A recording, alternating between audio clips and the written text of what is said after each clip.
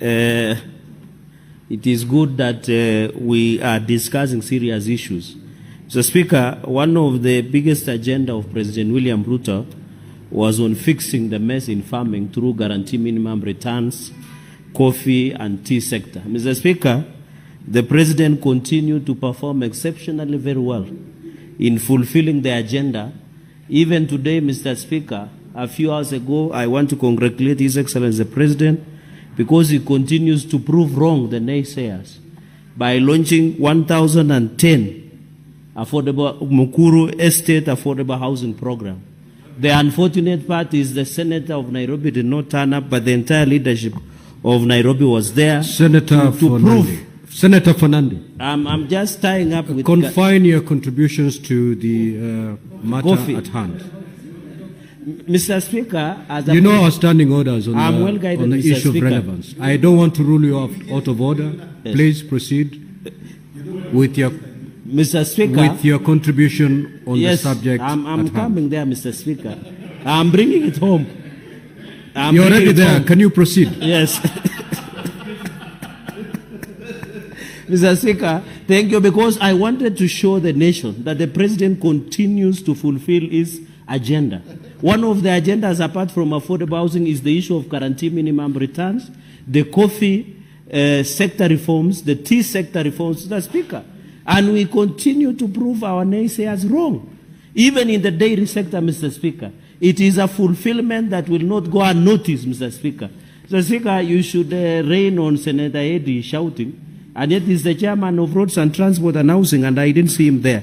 Mr. Speaker, the point I wanted to make, Mr. Speaker, is on the issue, Nandi, Mr. Speaker. And I want to correct total misnomer that has been advanced by the senior council that Nandi does not grow coffee. We grow coffee, Mr. Speaker. Mr. Speaker, he was in Wazingishu. You know, it is sad. Because it is judicially noticed from a senior council, who is one among the three, to be aware that he was in Wazingishu County. He was not in Nandi County. Would it be in order that the clerk's office guides the good senior council on how counties are? Because when you are in Eldoret, you are in Wazingishu. He was not in Nandi. So I want to correct that record, Mr. Speaker. Nandi, Mr. Speaker, where we border Kericho, we plant coffee in Tindret, over 80%. We plant coffee in Nandi Hills. We plant coffee in Masop, in Chesumei, up to Wazingishu, where he was, Mr. Speaker. And I was disappointed when 10 billion Kenya shillings came from Coffee Cherry Fund through World Bank. In the last session, the Speaker, the current Speaker of the National Assembly, moved this House. Because at that time, the people from Murima only benefited from the World Bank Coffee Cherry Fund, Mr. Speaker. And I hope CS Mutahi Kagwe will correct this travesty of justice against the farmers in Nandi, against the farmers across the nation, Mr. Speaker. So I want to appeal, because Nandi, we are the biggest. In fact, as we talk, a number of cooperative societies from Kipshele Cooperative Society, Mr. Speaker, Kabunyaria Cooperative Society, Coffee, and many others across Nandi County, Mr. Speaker, have yet to give the startup. And I have challenged the expert, Mr. Speaker, the Cabinet Secretary in charge of cooperatives, Honorable Governor Wycliffe Ambetsa Oparanya, to bring a special package to jumpstart most of our coffee cooperative society who struggle, Mr. Speaker. And therefore, under guarantee minimum returns, Mr. Speaker, that the President, that the covenant that he had with Kenyans, Mr. Speaker, we must relook and ensure that farmers get value, Mr. Speaker. And it is said that the average farm age of any farmer in this country is 50 years.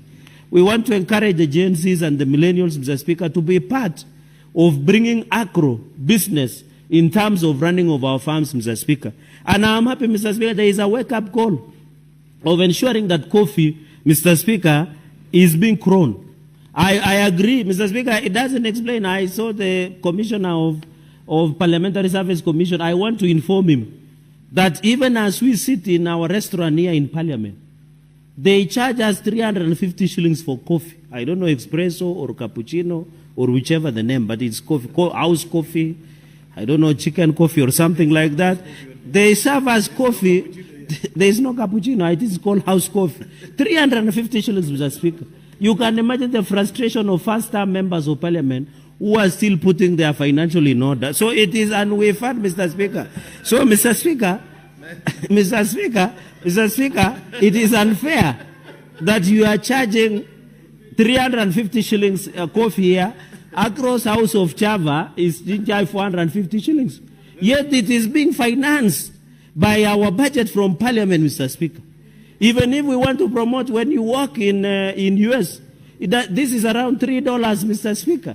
So it is very unfortunate that the value that ordinary farmer, Mr. Speaker, I want to say it is because I'm a farmer and I represent farmers, Mr. Speaker. I feel so pain that our farmers wake up very early in the morning to go, but the biggest beneficiaries are middlemen and brokers in this country. Mr. Speaker, you saw even there is a calculated discrimination of farmers in this country.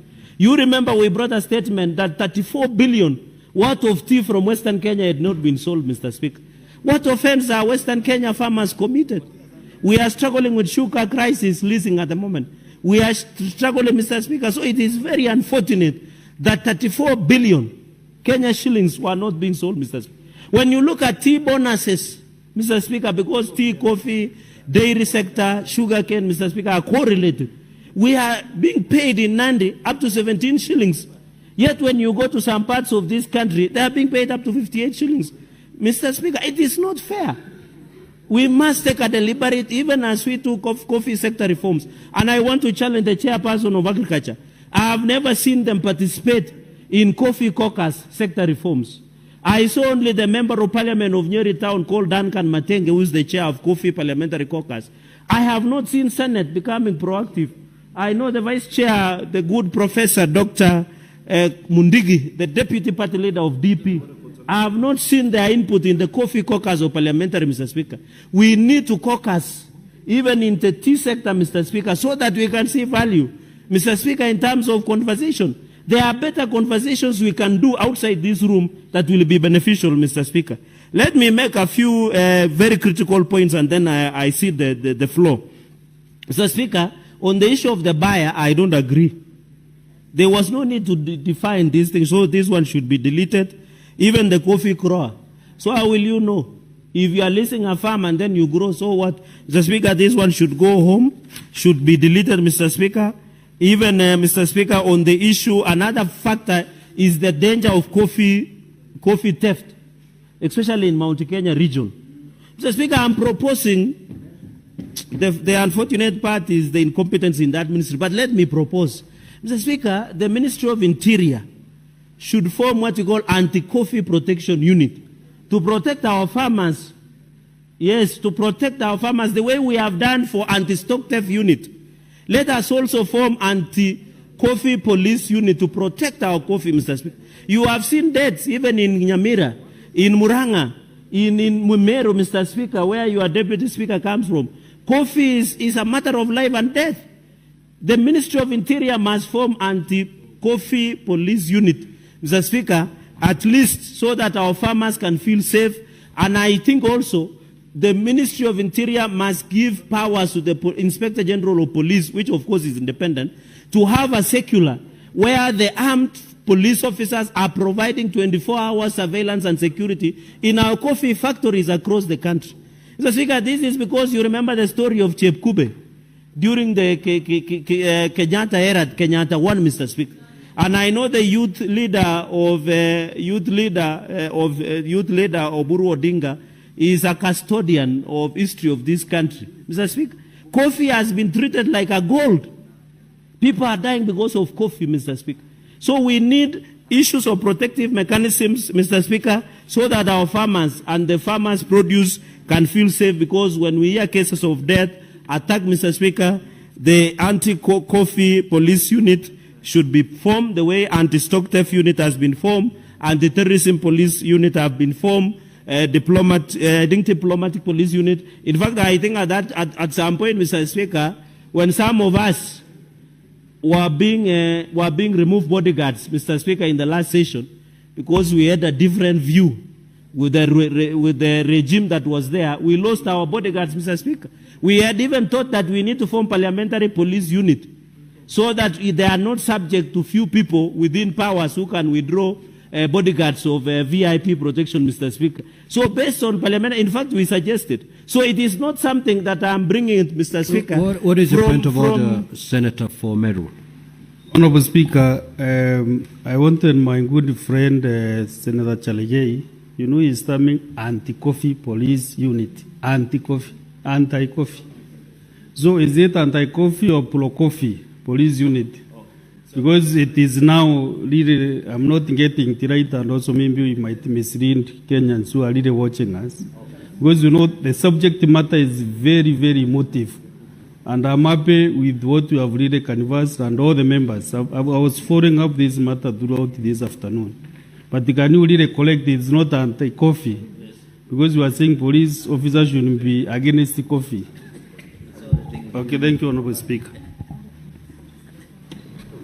Thank you, Mr. Speaker. Thank you, Deputy Speaker and Senator Katuri Murungi, for that correction. I meant that there should be a specific unit to protect our coffee factories and where coffee is being stored.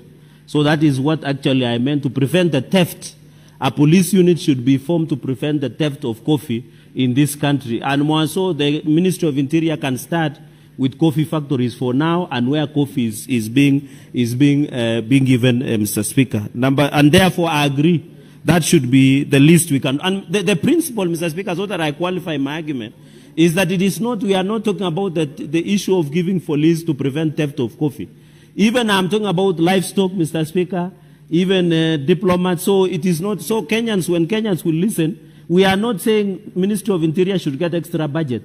It is just reallocation and creating a department or a police unit that will specifically deal against coffee theft in this. And we have formed many units, Mr. Speaker. Number 3, Mr. Speaker, is on taxation, Mr. Speaker. The reading of Article 210 on imposition of taxes and the reading of Article 209, Mr. Speaker. We need to be very careful. Taxation is killing our people, Mr. Speaker. You remember the dissent that we had last year of the young people over the finance bill in this country was because of taxation.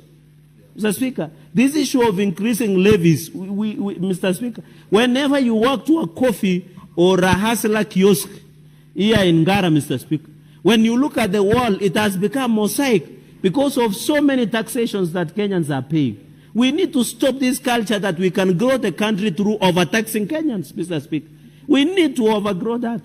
You go, somebody is paying public health, they are paying county government, they are paying music copyright society, Mr. Speaker.